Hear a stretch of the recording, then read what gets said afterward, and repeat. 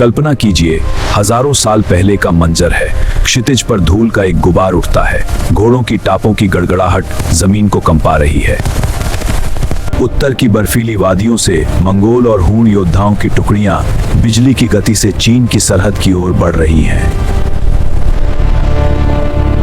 उस दौर में चीन सिर्फ एक देश नहीं, बल्कि बंटा हुआ एक साम्राज्य था जो हर वक्त डर के साए में जीता था। फिर उदय हुआ महान सम्राट किन शी हुआंग का, जिसने एक ऐसा सपना देखा जो उस वक्त नामुमकिन लगता था। सम्राट ने अपने नक्शे पर एक लकीर खींची, एक ऐसी लकीर जिसे कोई पार न कर सके।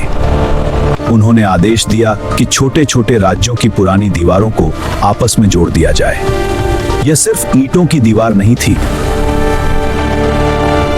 एक ऐसी दीवार जिसे बनाने में 5 लाख से भी ज्यादा लोगों की जान चली गई। एक ऐसी दीवार जो पहाड़ों, रेगिस्तानों और खतरनाक घाटियों को पार करती हुई हजारों किलोमीटर तक फैली है। और एक ऐसा रहस्य जो आज भी इतिहासकारों को सोचने पर मजबूर कर देता है। क्या सच में इस दीवार के अंदर हजारों लोगों की लाशें दफन हैं? क्या इसे सिर्फ दुश्मनों से बचने के लिए बनाया गया था, या इसके पीछे कोई और बड़ा राज छिपा था? यह है कहानी ग्रेट वॉल ऑफ चाइना की। हजारों सैनिक, किसान और कैदी झुलसाती धूप और हाड़ कपा देने वाली ठंड में काम करने लगे। वे विशाल पत्थरों को ऊंचे पहाड़ों की चोटियों तक खींच कर ले जाते थे। इतिहासकार कहते हैं कि यह दुनिया का सबसे लंबा कब्रिस्तान भी है, क्योंकि इसके निर्माण में लाखों लोगों ने अपनी जान दी। हर ईंट के पीछे एक बलिदान की कहानी छिपी है। ग्रेट वॉल ऑफ चाइना का रास्ता किसी रोमांचक फिल्म के सफर जैसा है। यह दीवार केवल समतल जमीन पर नहीं, बल्कि चीन के सबसे खतरनाक और खूबसूरत इलाकों से होकर गुजरती है। अगर हम इसके रास्ते पर एक नजर डालें तो हमें इसकी भव्यता का एहसास होगा। तो हमें ये मुख्य पड़ाव देखने को मिलते हैं। इस सफर की शुरुआत पूर्व में बोहाई सागर से होती है। इसे ओल्ड ड्रैगन हेड कहा जाता है, क्योंकि यहाँ दीवार का सिरा एक विशाल ड्रैगन की तरह समुद्र के पानी में धंसा हुआ है। यह वह जगह है जहाँ दीवार का अंत या शुरू पानी की लहरों से टकराता है। जैसे जैसे दीवार पश्चिम की ओर बढ़ती है, यह यानशान और ताइहांग जैसे ऊंचे पहाड़ों की चोटियों पर चढ़ती उतरती है। कई जगह तो यह इतनी खड़ी है कि वहां चढ़ना किसी एडवेंचर फिल्म के स्टंट जैसा लगता है। बदालिंग यह दीवार का सबसे मशहूर हिस्सा है, जो पहाड़ों के बीच से सांप की तरह बल खाता हुआ निकलता है। पहाड़ों को पार करने के बाद दीवार का रास्ता बेहद डरावने और सूखे गोबी रेगिस्तान में दाखिल होता है। यहाँ पत्थर कम होने की वजह से दीवार को गीली मिट्टी और घास फूस से बनाया गया था। रेगिस्तान की तपती रेत और धूल भरी आंधियों के बीच यह दीवार सदियों से अड़िग खड़ी है। दीवार का रास्ता चीन की प्रसिद्ध येलो रिवर को भी काटता है।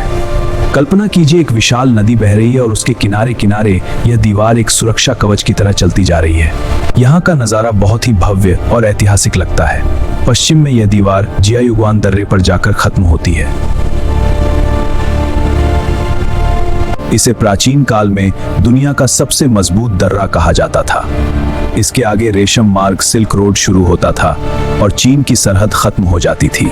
यहाँ से दिखने वाला सूर्यास्त और चारों तरफ फैला रेगिस्तान इस सफर का सबसे भावुक अंत करता है। आज से लगभग 2300 साल पहले चीन कई छोटे छोटे राज्यों में बंटा हुआ था।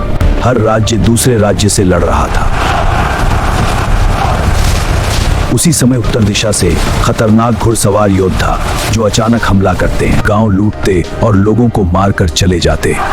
इन हमलावरों से बचने के लिए अलग अलग राज्यों ने अपनी सीमाओं पर छोटी छोटी दीवारें बनानी शुरू की। लेकिन तब तक किसी ने नहीं सोचा था कि एक दिन यही छोटी दीवारें मिलकर दुनिया की सबसे विशाल संरचना बन जाएंगी। 221 ईसा पूर्व में एक राजा ने सभी राज्यों को हराकर पूरे चीन को एक कर दिया। उसका नाम था किन शी हुआंग। वह सिर्फ एक राजा नहीं था, वह खुद को अमर मानता था। उसे डर था कि अगर उत्तरी हमलावरों ने चीन पर हमला कर दिया तो उसका साम्राज्य खत्म हो जाएगा। इसलिए उसने आदेश दिया, सभी पुरानी दीवारों को जोड़कर एक विशाल दीवार बनाई जाए। एक ऐसी दीवार जो चीन को हमेशा के लिए सुरक्षित कर दे। धीरे धीरे यह निर्माण एक परियोजना नहीं, बल्कि मौत का मैदान बन गया। जो मजदूर मर जाते उन्हें दूर ले जाने का समय नहीं होता था। कहा जाता है कि कई लोगों को दीवार के पास ही दफना दिया गया। इसीलिए कई लोग इसे दुनिया का सबसे बड़ा कब्रिस्तान भी कहते हैं।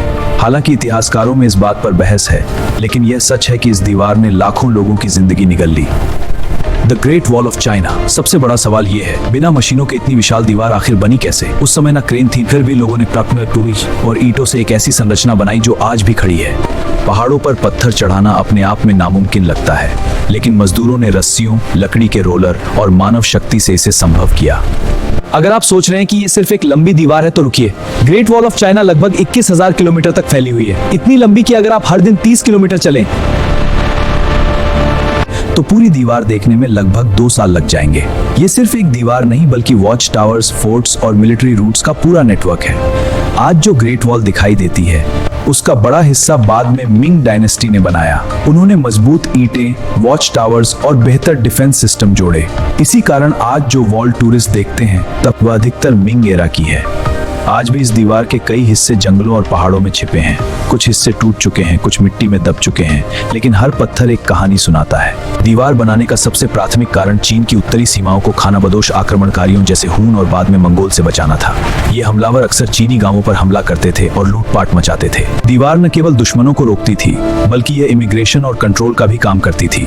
इसके माध्यम से चीनी साम्राज्य यह ट्रैक कर पाता था कि कौन देश के अंदर आ रहा है और कौन बाहर जा रहा है। साथ ही व्यापारिक वस्तुओं पर टैक्स वसूलने के लिए भी इसका इस्तेमाल होता था।